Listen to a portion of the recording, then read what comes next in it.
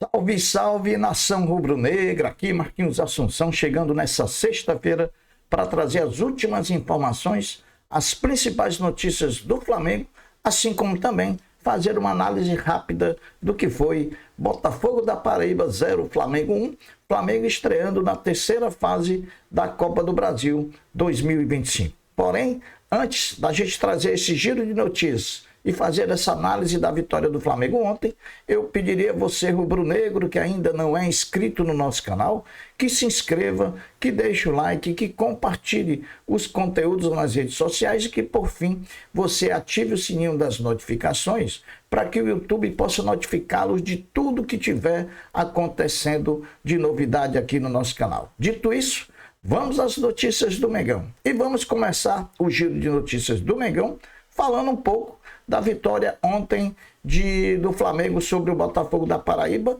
em São Luís do Maranhão por 1-0, jogo de ida da terceira fase da Copa do Brasil 2025.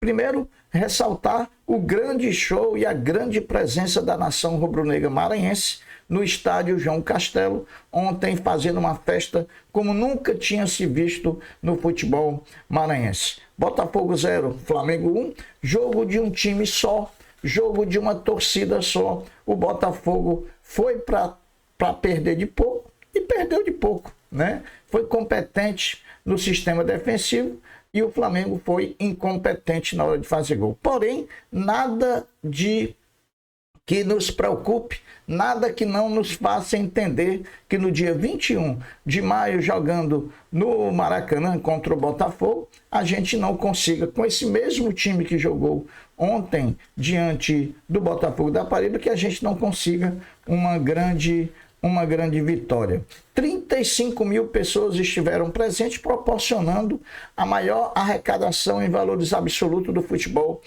nordestino, 4.600.000 reais. Aí a gente chama atenção, por quê? Porque se pagaram 6 milhões para o Botafogo, tirando o mando de campo da Paraíba e trazendo para o Maranhão, acho que alguém aí vai coçar o bolso para pagar um prejuízo, né? O jogo totalmente controlado pelo Flamengo, né? Teve muita oportunidade de fazer o gol, a bola realmente não entrou, mas esse jogo também serviu para colocar no mundo do futebol, no mundo do Flamengo, o João Vitor, o zagueiro, que fez uma partida sólida, uma partida constante, uma partida tranquila, jogando ao lado do grande, experiente craque Danilo e do Joshua, que tem estrela, que apenas com 17 anos já adentrou ao time profissional e marcou simplesmente o gol da vitória do Flamengo. Também teve alguns destaques individuais, Varela na lateral direita, Alan no meio campo, novamente um bom jogo do Ayrton Lucas. Então não foi nada de se jogar fora. Tudo vai ser usado e utilizado para uma melhor performance do Flamengo ao longo de todos os campeonatos que o Flamengo está jogando, né? Uma partida tranquila do ponto de vista da arbitragem, não houve muita jogo ríspido, jogo duro, jogo violento. O Botafogo sempre foi muito firme, porém firme jogando respeitando as regras do futebol, e isso foi determinante para que a partida transcorresse de forma normal do ponto de vista da arbitragem. Do ponto de vista técnico, o Flamengo mandou com 75% de posse de bola, o Botafogo apenas se defendeu e o Flamengo não soube fazer o placar maior que lhe garantisse mais na segunda partida. Mas, como eu disse anteriormente, tudo tranquilo, não há o que se preocupar. O Flamengo deixou a capital maranhense ontem por volta de 00h15, chegando no Rio de Janeiro por volta de 3h30, 4 horas da manhã de hoje. O Flamengo que já se representa na parte da tarde, até porque hoje já é sexta-feira, amanhã é sábado, e o Flamengo já volta a jogar no domingo pelo Campeonato Brasileiro. Então, página virada agora. Saímos da Copa do Brasil, onde o Flamengo venceu, fez o dever de casa, venceu o time do Botafogo, apesar do placar tímido de 1-0, e agora vira-se a chave, volta-se o olhar para duas partidas super importantes pela frente, vamos enfrentar o Cruzeiro domingo no Mineirão, para manter a liderança do campeonato de forma isolada. E na quarta-feira, nosso olhar, o nosso foco total na Libertadores, para a gente buscar essa vitória contra o Córdoba lá na Argentina, que pode nos possibilitar já, e aqui é uma informação para aqueles que são um pouco descrentes, torcedores do Flamengo, de que na próxima rodada contra o Córdoba, o Flamengo pode terminar em primeiro lugar do grupo ao final da quarta rodada. Então, não tem nada de terra arrasada, não tem nada de tudo perdido. Nós vamos buscar essas 2 vitórias a mais para poder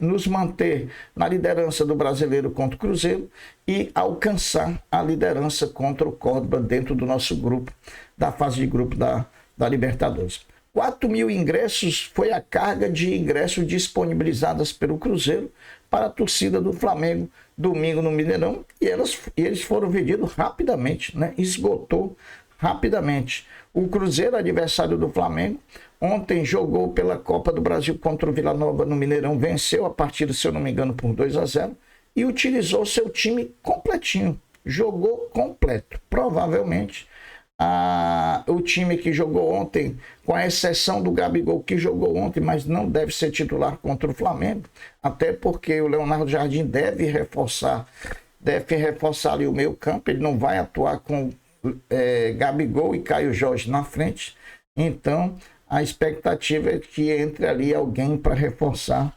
o meio campo do Cruzeiro. Então, chave virada, domingo nós já estamos pensando no Cruzeiro. O Flamengo, que poupou 5 atletas, né? Rossi, Alessandro, Dela Cruz, Arrascaeta e Pedro, todos esses, apenas o Alessandro ainda está recuperando do edema muscular na coxa esquerda, mas todos os outros não têm lesão nenhuma, portanto, devem ir normalmente para o jogo contra o Cruzeiro, domingo, 18h30, com transmissão em todos os níveis. TV aberta pela Record, TV fechada pelo Premier e no stream pela Cazé TV. Então, é uma grande pedida domingo assistir o Mengão às 18h30, brigando ali para se manter na liderança da competição. A Copa do Brasil, caso o Flamengo passe de fase, passe pelo Botafogo no 21, o Flamengo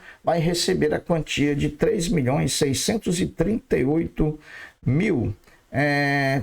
3.638.000. Agora, fazer um adendo também sobre a Copa do Brasil, criticar aqui o gramado do Castelão. O gramado do Castelão, fofo, alto, prejudicou o toque de bola rápido do Flamengo, né? A bola sempre parava, a bola sempre não tinha a velocidade adequada. O Flamengo tende a jogar muito melhor com o gramado rápido, né? Porque o Flamengo é um time de muito toque, é um time de muita bola no chão. E com certeza ontem nos prejudicou, não ao ponto de não nos dar uma vitória diante do Botafogo da Paraíba, né? Bom, falando um pouco, saindo um pouco da seara do futebol, hoje, sexta-feira, 20 horas, o basquete rubro-negro tem uma decisão, né? Afinal de contas, vamos ao 4º jogo da série das oitavas de final do NBB 24-25 contra o Caxias, jogando lá em Caxias. O Flamengo lidera a série por 2-1, venceu 2 dos 3 primeiros jogos e, se vencer hoje, passa automaticamente para a próxima fase, esperando o vencedor dos 2 Corinthians, do União Corinthians e do Corinthians, né? Lembrando que nós tivemos a infelicidade de perder no jogo contra o Caxias o pivô argentino Taya Galiz, que não joga mais nesses playoffs, tem um problema no joelho, vai fazer uma cirurgia e vai passar muito tempo aí para se recuperar. Portanto, o Flamengo tem esse desfalque. Caxias e Flamengo hoje, 20 horas, com transmissão do Sport TV e também da Flamengo TV. Falando de outro esporte olímpico, Vamos falar do vôlei, que ontem a Superliga Feminina de Vôlei de 2024-25 terminou com a conquista do Osasco como campeão. E por que tu está trazendo essa notícia, Marcos? Porque agora, depois de definida a equipe campeã da Superliga Feminina de Vôlei, a contagem regressiva para o Flamengo começar a anunciar seu novo time de vôlei para a temporada 2025-26. Flamengo que promete, com novo investimento no voleibol, brigar pelos títulos que competir, e a grande meta é daqui a 3 anos a gente estar disputando o Mundial de Clubes para ganhar. Então, a partir de agora, a qualquer momento, a gente vai ter as notícias das contratações do Flamengo no vôlei, que já estão feitas, né? São jogadores que estão disputando a Superliga por outras equipes, por isso não podia ser anunciado. E também vem reforços de fora, reforços de peso. O certo é que o Flamengo vai brigar pelo título do voleibol feminino em 2025-26.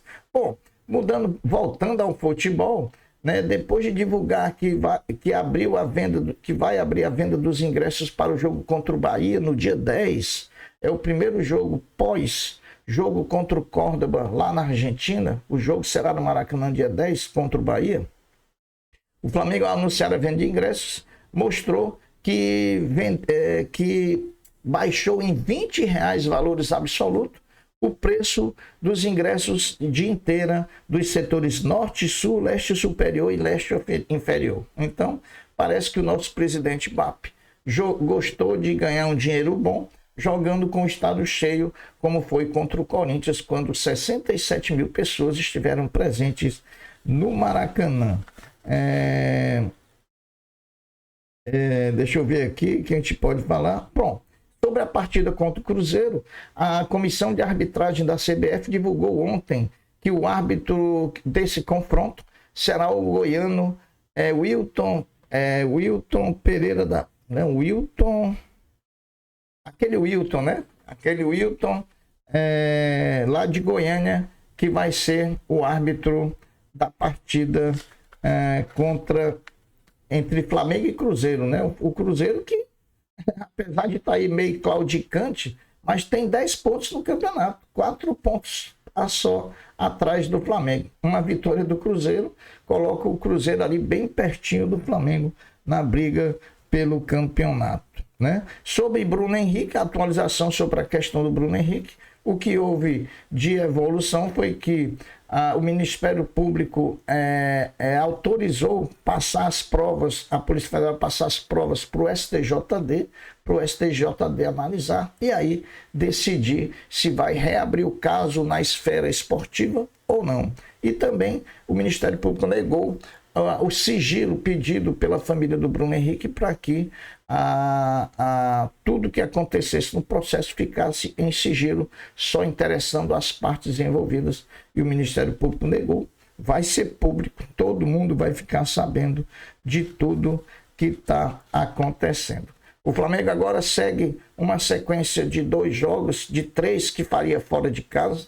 Ontem venceu o primeiro em São Luís pela Copa do Brasil contra o Botafogo da Paraíba. Domingo viaja a Belo Horizonte para enfrentar o Cruzeiro no Mineirão e depois viaja a Argentina, onde enfrenta o Córdoba no jogo decisivo da Libertadores da América, né? Então, é uma semana decisiva para o Flamengo, porque o Flamengo pode dar seu destino às competições que está disputando nesse momento. Para encerrar esse nosso vídeo de notícias do Flamengo, deixar aqui a nossa alegria pelos crias da base rubro-negra, João Vitor e Joshua, que jogaram muito bem ontem na vitória do Flamengo contra o Botafogo e que nos dão a esperança de que prosseguirão carreira vestindo o manto sagrado rubro-negro com muita qualidade, né? Se a gente levar em consideração que os dois têm 17 anos,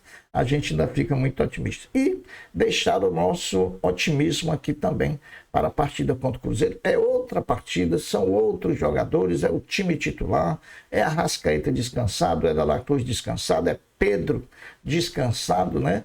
É Rossi descansado. E muita gente fala, Ah, mas o Rossi nem participa nem é chamado a participar do jogo. Tá cansado de quê? Mental, meu amigo, psicológico. São 15 partidas seguidas nessa pressão que é jogar no Flamengo. Então, não pode você achar que o cansaço físico ele não tem, mas o psicológico ele tem. E essa parada por Rossi, pode ter certeza que foi importante. Meus amigos, essas são as notícias do Mengão dessa sexta-feira, 2 de maio de 2025.